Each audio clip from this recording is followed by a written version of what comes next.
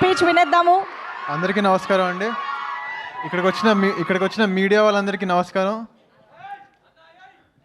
మా అన్నయ్య మాస్ మహారాజ్ రవితేజ గారి ఫ్యాన్స్ అందరికీ నమస్కారం. అండ్ ముందుగా ఇక్కడికి విచ్చేసిన అంటే బాబీ గారికి థ్యాంక్స్ చెప్పుకోవాలి. ఇంకా మారెమ్మ కరెక్ట్గా లాస్ట్ ఇయర్ ఇదే సమయంలో మొదలెట్టాం కదా మన షూటింగ్. ఇప్పుడు టీజర్ ద్వారా మీ అందరి ముందు ఉండటం చాలా హ్యాపీగా అనిపిస్తుంది. అసలు ఒక ఈ మొహాన్ని ఈ మొహంలో ఉంచుకుంటారో అని అనుకుంటారా?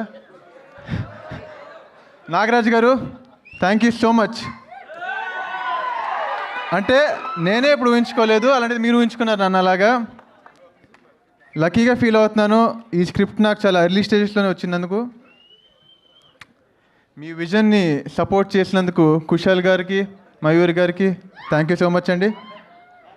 అలాగే మీ విజన్ని బాగా విజువల్గా చూపించినందుకు ప్రశాంత్ గారికి, ఈయన విజువల్స్ చాలా బాగా వచ్చినాయి. One of the main asset మాకు. Thank you so much. And music ఎలా అనిపించింది? మ్యూజిక్ ఎవరైనా అంటే ఇప్పుడు నా లుక్ ఇలా ఉండేది, ఇలా ఎలా ఎక్స్పెక్ట్ చేయరో ఆయన నుంచి కూడా అంతే. చాలా సాఫ్ట్ సినిమాలు చేసుకుంటూ వచ్చారు ఇప్పుడు దాకా. 20 తీస్తారు. 10 times ఉండాలి దీనికి సినిమాలో.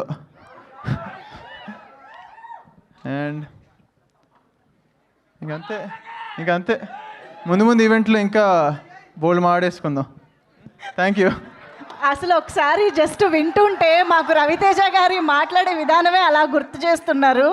ఐ థింక్ చాలా చాలా చాలా నేర్చుకుని ఉంటారు. ఎందుకంటే స్క్రీన్ మీద చూసే మేము ఆయన నుంచి ఇంత ఇన్స్పైర్ అయ్యామంటే రోజు దగ్గరగా చూస్తూ మీరు ఎంత ఇన్స్పైర్ అయ్యి ఉంటారు, ఎంత నేర్చుకుని ఉంటారు కదా. రవితేజ గారి నుంచి నేర్చుకున్న ఏ ఎలిమెంట్ని మీరు మారెమ్మలో యూజ్ చేశారు? ఐ మీన్ మారెమ్మలో అంటే బేసిక్గా లైఫ్లోనే ఏది సీరియస్గా తీసుకోకపోవడం. లైఫ్లో ఏది సీరియస్గా తీసుకోకపోవడం. ఓకే, సో అది వర్క్కైనా లైఫ్కైనా వర్తిస్తుంది ఏదైనా. సూపర్. అయితే మా వాళ్ళందరూ ఇందాక నుంచి మొత్తుకుంటున్నారు dialogue చెప్పించు. Dialogue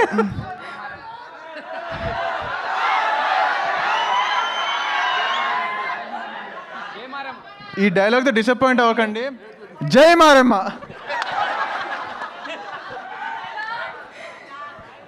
thank you so much. First event కదా, ఇబ్బంది పెట్టము, మళ్ళీ కలుద్దాం. Thank you so much.